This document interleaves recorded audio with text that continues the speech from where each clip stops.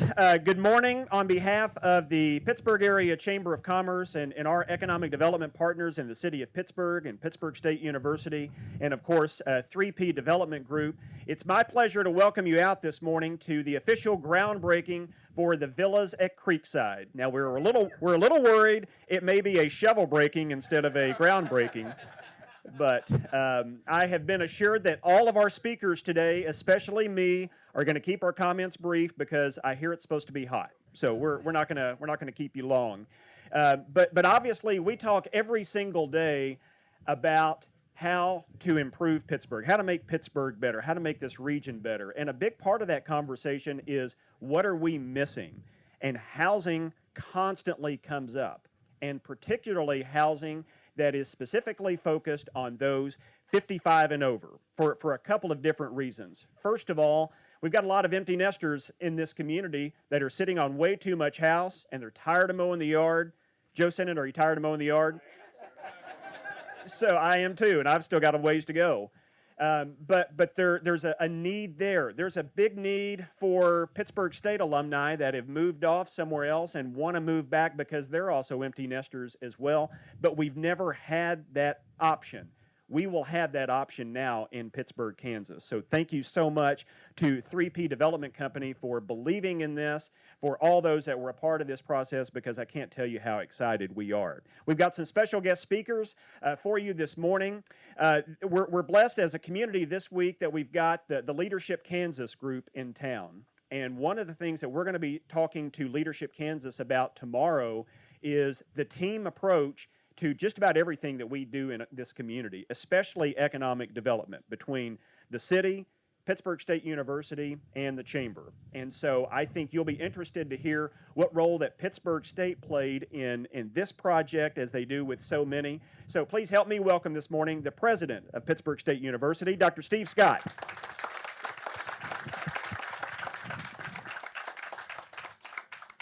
Thanks, Blake. Good morning, everybody. It's always interesting for me to show up at an event and check the program to see if I'm on it. So according to Larry and Dexter, I get a 20% discount on a villa because they heard that I was retiring soon. So I want one on the corner. Can I get that? Closest to the pool? Let's check out the amenities. So Blake, thank you. Great job getting us kicked off, and what an awesome day this is at Pittsburgh, Kansas, and certainly for Pittsburgh State University. You know, we talk about what are the deficits, what are the needs in this community, and for some time we've known that housing has been in that place, and we've done a lot of work. We've had great leadership from the city and great support through Arvest and other banking facilities in the region to make good things happen. And boy, to me, this is just another piece of the puzzle. And we are very, very excited about having a place for people who are 55 and older can come and locate back in Pittsburgh, Kansas, and ideally this will be all up and going, and there'll be vans running through here picking people up to take them to a Broadway show, to take them to a speech by, I don't know, maybe Peyton Manning, just to randomly choose a name, to take them to a football game or a basketball game. And think about our recreation therapy students out here and other students doing internships out here. There are all kinds of ways that this will benefit this community, and we as Pittsburgh State University can benefit this development and be great partners. And from the very first conversations, we have said we're all in. We support this. We want to help make it happen, and very, very excited about it and very excited about this day. So thanks for squeezing me into the program. Did you say 20%, Dexter? Corner. And I need to be close to a pizza place right across the street there. Blake, thanks. Thanks you all very much. Appreciate you letting me say a few words. Thanks. Thank you, Dr. Scott. Well, obviously, groundbreakings are a lot of fun. We try to do as many of them as we can. But as you can imagine, to get to this point, there has already been a lot of work that has been done. And it's everyday work, and it's making sure that different milestones are hit, and that you've got somebody from the city perspective that is staying on top of it all the way and is working with Phillip and Dexter and Ron to make sure that any local hurdles are cleared so that this development can go through. And Quentin Holmes has been involved with this project from the very beginning and has really helped shepherd this process along to get us to this groundbreaking. So please help me welcome the Director of Housing and Community Development for the City of Pittsburgh, Quentin Holmes. All right, thank you. It's really difficult to follow Dr. Scott and Blake. They're both very very good speakers, and I'm not. But we'll go a little bit of history about this project. In 2014, the city conducted a housing needs assessment. In that housing needs assessment, it specifically called out higher end housing closer to PSU and senior housing. We're not going to call this senior housing. This is age restricted 55 and up housing, but close. So, two top items on our housing needs assessment recommendations, and I know for a fact that this had been a dream of Ron Skripsik and his wife for several years. I'm not sure where they're at. I know they're around here somewhere. Yep, right there. So I know it has been a dream of theirs for a while to have this in Pittsburgh. And when I met with Phillip and Dexter, and we did the tour of the city and all those things, I kind of felt like they were on board until we stopped at the university for the final cap there, and meeting. I knew in the meeting with Dr. Scott, I was like, whoo, he's got these guys locked in. And that was it. So it's been great working on this project. It's a necessity for our area. And the interesting thing with the company, their name is 3P Development. In the development world, there is a P3 project, which is a public-private partnership, and that's absolutely what this is. So thank you guys all for coming to Pittsburgh, believing in us, and seeing what we see.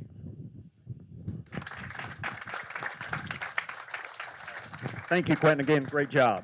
All right, so the real stars of the show, the ones that made all this happen, are the representatives of 3P Development. And I knew that it was a good sign when I got a call from a guy named Dexter Pearson, and we seemed to hit it off pretty well. And then come to find out, we grew up about 20 miles apart from each other in East Arkansas, about an hour from Memphis. So that was a good sign, and Dexter, really appreciate all the hard work you've done in getting this this project to this point. And then Phillip Lewis, your leadership and 3P. It was obvious that from the first time that we met with them, they were true professionals. They knew exactly what they wanted to do, and they knew they wanted to be in Pittsburgh, Kansas. So please help me welcome this morning Mr. Phillip Lewis.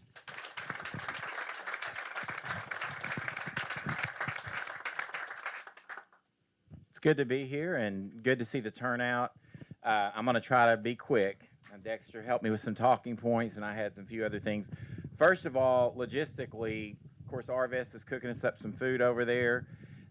We have porta potties for the men, preferably, and in our job trailer down there, there's an air-conditioned, clean restroom for the ladies. If you need to, feel free. Trust me, my wife, she would have reminded me. So anyway, I just want to go through a few key points. First of all, I do want to start with Dr. Scott, because that is true. We came up here looking for a student housing project potential with Pittsburgh State, and Quentin did a great job. We had 2 days of nonstop meetings a year ago, this past February. We got to see a great snowfall here before we left, and hey, that's okay. I'm from Little Rock. We get those occasionally. But anyway, we had a great meeting with everyone, and met with Ron Skripsik and Betty first. They were very gracious, welcomed us into their home, shared their vision for this property, and it was just an instant, I feel like, friendship that developed from getting to know them right out of the gate. Ended up with Dr. Scott, and he was pretty clear, great sales guy, obviously. Y'all got some wonderful facilities at the university. He sold us. He was very direct. He said, we're saturated on student housing, but what we do need is that nice 55-plus development that Ron has the vision for. So Ron and Betty were more than gracious to allow us to come in, partner up all together, put this together. So I'll take minimal credit. I'm sure Dexter feels the same. We just were blessed with the opportunity, and we've just tried to work to facilitate bringing it to this point. So we're really excited.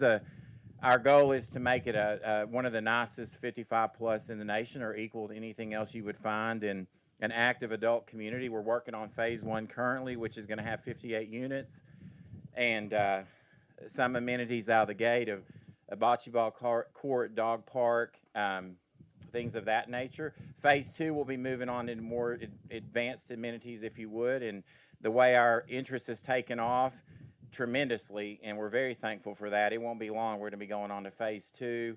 If you have not and you get an opportunity, Larry Wassom's our marketing director. He's here today. He's signing people up, has been this morning, and was introduced to Mr. Joe earlier. And don't want to say your last name wrong.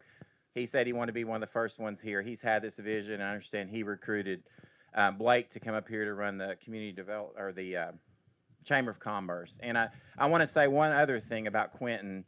I mentioned this to a few people. I just picked up a new developer client in Bentonville, Arkansas. I own a consulting engineering firm as well as doing development, and we have a construction wing as well. But met a new client 2 weeks ago in Bentonville. They're doing a lot of stuff, a ton of stuff. And I was mentioning I'd come through every couple of weeks going to Pittsburgh, and they're like, "What are you doing up there?" And I told them, I said, "We had a guy come down here and visit with us and talk to us about coming and developing in Pittsburgh, and it was Quentin." So if you wonder if you're getting your money's worth out of him, you're getting your money's worth out of him. That's a true testimony. That was not a paid testimonial. So anyway, just without spending a bunch more time, I do want to, first of all, recognize Ron and Betty.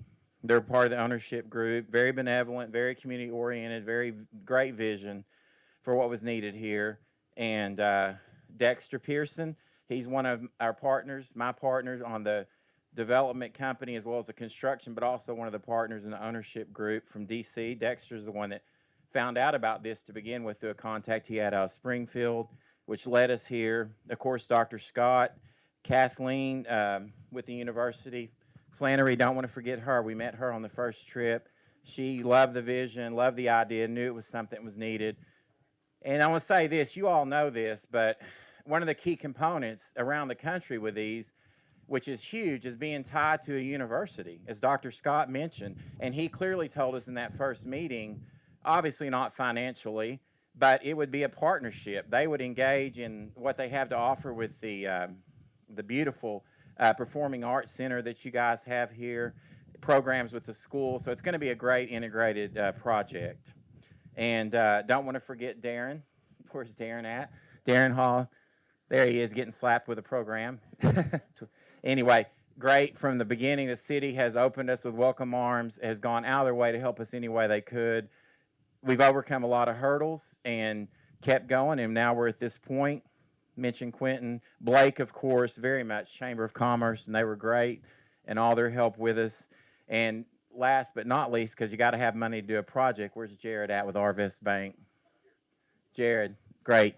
They believed in us, believed in the vision, and we shopped a lot of different banks to get this going, and they were on board with us. They were excited, which is great. Arvest is not a little bitty bank, right? So we all know that. But anyway, and let me move on to a few other key points.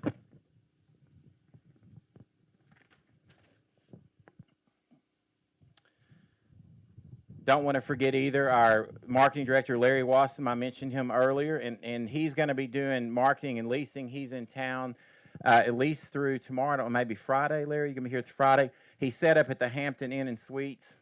Go in there and lose a little money at the casino and go sign up and get a villa. Hey, we should mention that. A lot of people they're in retirement. They like to go gamble a little, not as a living, just as a happy, fun.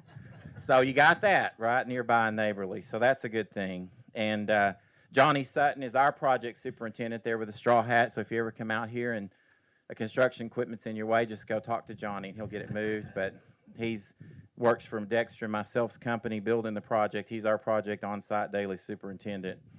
Again, this is the first phase.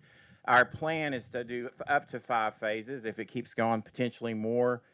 This first phase is on 10 acres. We're actually on one of the first building sites here, one of the first pads of one of the first 4 units we're going to build. We hope to have those up online by mid-November and be ready to move people in by 1 December is our goal. So we should be having plumbers out here and concrete guys next week putting in these slabs, and we're off to the races. Of course, one thing about it, you all know what's happened with cost, right? They've gone insane. I mean, we've been blessed. Dexter, I love Dexter. He's my partner. We were worried about trying to get this thing out of the ground in May. It was kind of a blessing because we've waited and lumber has come down tremendously. So we were way up over our budget. Now it's gotten us back down in line. So we're thankful for that. Other things haven't come down, but that has. Let me move on. Talked about the timeline.